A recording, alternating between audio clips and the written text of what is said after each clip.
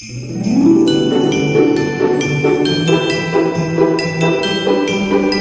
et bienvenue dans ce 5e jour du calendrier de l'Avent de la ressourcerie.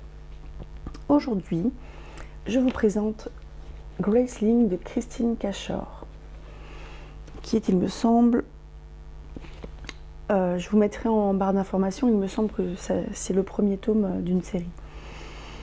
Dans les 7 royaumes, on les appelle les Graceling, des êtres rares dotés de pouvoirs incroyables. Katsa, elle, peut tuer un homme à main nue et son oncle, le roi des Midlands, l'oblige à assassiner pour son compte. La rencontre de la tueuse avec le prince Po, un autre Graceling, va changer le cours de son existence. Je vais vous lire un petit bout du premier chapitre. Donc c'est une lecture qui remonte à très longtemps. Je pense que c'est un livre qui a au moins une quinzaine d'années. Je vais vous dire tout de suite. Il a 12 ans, 2011. L'obscurité était totale à l'intérieur du donjon, mais Katsa avait le plan des lieux en tête. Un plan établi par Hall, qui, jusqu'ici, se révélait exact. Laissant filer ses doigts le long du mur froid, comptant les couloirs et les portes, tournant quand il fallait tourner, Katsa finit par arriver devant une ouverture censée donner sur un escalier. Elle s'accroupit et toucha le sol de ses mains. Tapissée de mousse, la première marche était glissante, la seconde aussi.